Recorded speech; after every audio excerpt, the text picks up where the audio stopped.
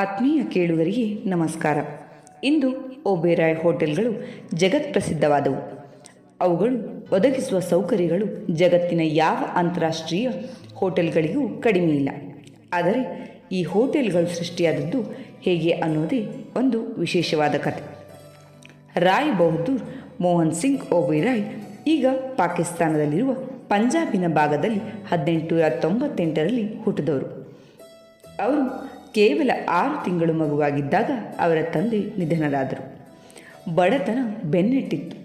ಪ್ರಾಥಮಿಕ ಶಿಕ್ಷಣವನ್ನು ರಾವಲ್ಪಿಂಡಿಯಲ್ಲಿ ಮುಗಿಸಿ ಕಾಲೇಜು ಶಿಕ್ಷಣವನ್ನು ಅವರಿವರ ಸಹಾಯದಿಂದ ಲಾಹೋರಿನಲ್ಲಿ ಪೂರೈಸಿದರು.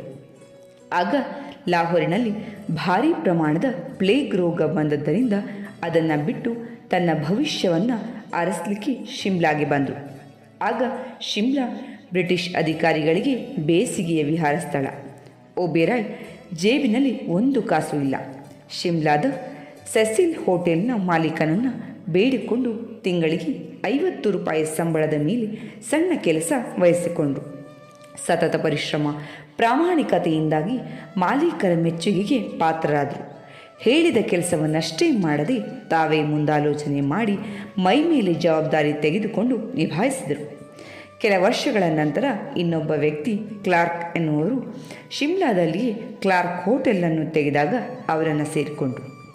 ಹೋಟೆಲನ್ನು ಕಟ್ಟುವ, ನಿಭಾಯಿಸುವ ಎಲ್ಲ ಕೆಲಸವನ್ನು ಮನವಿಟ್ಟು ಕಲಿತರು.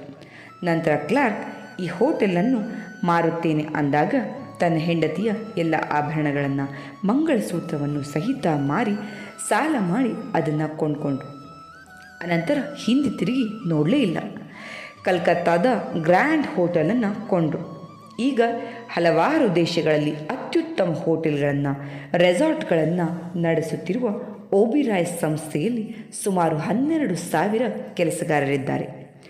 ರಾಯ್ ಬಹದ್ದೂರ್ ಮೋಹನ್ ಸಿಂಗ್ ಒಬೇರಾಯ್ ತಮ್ಮ 103ನೇ ವಯಸ್ಸಿನಲ್ಲಿ ನಿಧನರಾದರು.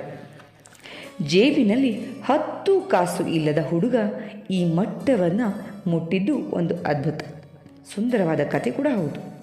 ಇದಕ್ಕೆ ಇನ್ನೊಂದು ಮಗ್ಗಲೂ ಇದೆ.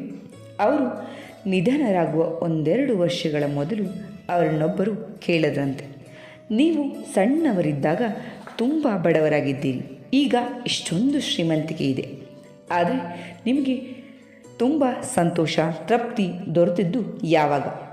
ಒಬೇರಾಯ್ ಉತ್ತರ ಅಸಾಮಾನ್ಯವಾದದ್ದು. ನಾನು ಬಡವನಾಗಿದ್ದಾಗಲೇ ತುಂಬ ಸಂತೋಷವಾಗಿದ್ದೆ. ನನ್ನೊಂದಿಗೆ ನನ್ನ ಪ್ರಿಯ ಪತ್ನಿ, ಮಕ್ಕಳು ಎಲ್ಲ ಇದ್ದರು. ಅವರ ಪ್ರೇಮದಲ್ಲಿ ಕಷ್ಟವೇ ಗೊತ್ತಾಗಲಿಲ್ಲ. ನನ್ನೊಬ್ಬ ಮಗ ಅಪಘಾತದಲ್ಲಿ ತೀರಿಕೊಂಡ, ಇನ್ನೊಬ್ಬ ಅಸ್ತಮಾ ರೋಗಕ್ಕೆ ಬಲಿಯಾದ. ನನ್ನ ಹೆಂಡತಿ ನನ್ನನ್ನು ಬಿಟ್ಟು ಮುಂದೆನೇ ಹೋಗಿ ಭಗವಂತನ ಪಾದ ಸೇರಿದಳು. ಇನ್ನೊಬ್ಬ ಮಗನನ್ನು ವರ್ಷಕ್ಕೊಮ್ಮೆ ನೋಡಿದರೆ ಹೆಚ್ಚು. ಅವನು ಈ ಜವಾಬ್ದಾರಿಯಲ್ಲಿ ಓಡಾಡ್ತಾನೆ. ನಾನು ಏಕಾಂಗಿಯಾಗಿ ಹೋಗಿದ್ದೇನೆ. ಭಗವಂತನ ರೀತಿಯೇ ವಿಚಿತ್ರವಾದದ್ದು ನೋಡಿ. ಅವನು ಒಂದನ್ನು ಕೊಡುವಾಗ ಇನ್ನೊಂದನ್ನು ತೆಗೆದುಕೊಳ್ತಾನೆ. ಎಲ್ಲವನ್ನ ಕೊಟ್ಬಿಟ್ರೆ ನಾವು ಅವನನ್ನು ಮರ್ತೇ ಬಿಡ್ತೇವೆ, ಹೌದಲ್ವಾ? ಕತೆ ಇಷ್ಟ ಆಗಿರುತ್ತೆ, ಅರ್ಥ ಕೂಡ ಆಗಿದೆ ಅಂತ ಭಾವಿಸ್ತೀನಿ. ಕೇಳಿದ್ದಕ್ಕೆ ಧನ್ಯವಾದ.